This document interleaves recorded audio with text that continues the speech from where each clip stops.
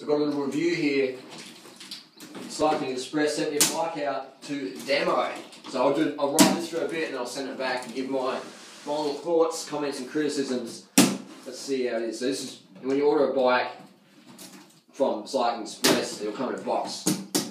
Then you just unpack it, build it yourself. Let's see what we've got in here. See what we got. It's got a nice little wrap in here. There we go. There's a wheel. Then you can put the box on the ground like that. You still see? I shall put it up in the camera there. So that's your bike there. That's the Kuota Kharma. Let's build it up, shall we? Let's build it up. So pull it out the box. It comes with a stock with a 28 cassette.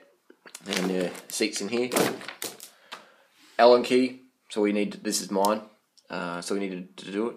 Things just, yeah, so that's how you pack a bike. Nice and neat. Zip tie the handlebars there so not flipping around. Bit of foam there. Easy done.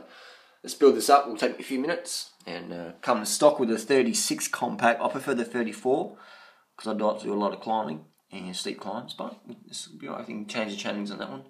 But it's a 68 Ultegra Di2 carbon frame.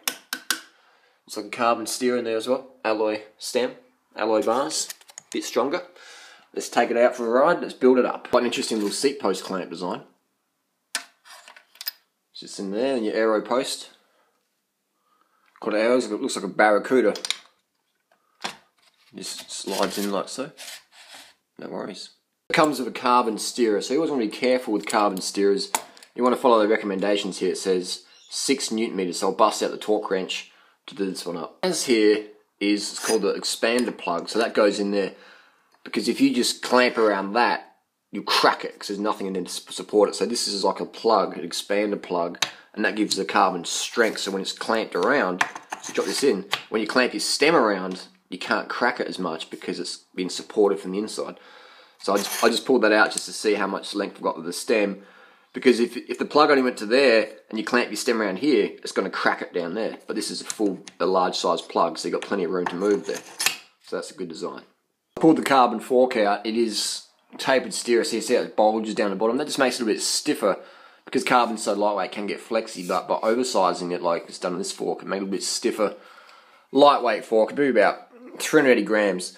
So if you do own a carbon bike, and you have a crash or something, it's good to take your fork out and just check for things, especially up the top here, steerer.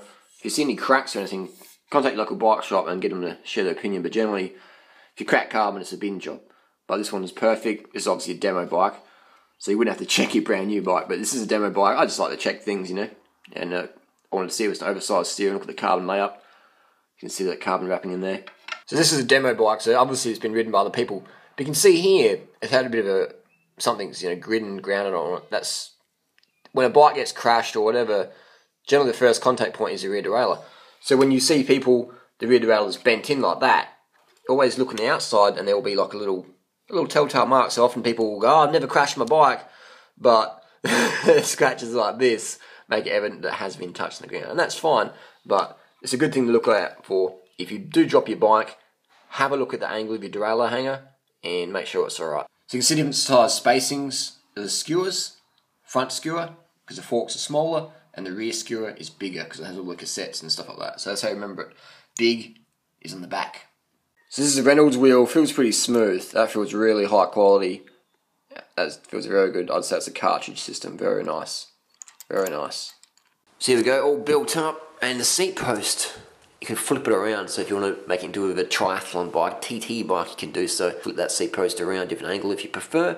Slap some aero bars on, you're good to go. I've put my Garmin on, take it ready for a ride. So I put my Garmin on, I put my pedals on, seat bag, pump and a bottle cage, they're my own. And takes a bad boy for a spin. So it looks pretty nice. I like the colour, not bad, not bad. Pretty finished pretty well. It's got a nice colour to it. Grey is grey and black, quite unique. Bar-wise, FSA, I do like these bars. FSA compact wings.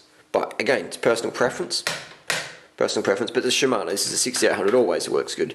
If it's from Shimano, pretty much it's going to work really good. And the new Ultegra Di2 6800 group set, I've used this before, is a good group set. Kuota is an Italian brand made in Asia, like most things these days are. But this wheel set looks impressive. Very smooth so far. So we'll see what it's like on the road. So stay tuned. If you've got any questions about the bike, post it down below. I'll put a link down for more information. Let's go for a ride. So this is an unboxing video. Next video will be how it actually does ride.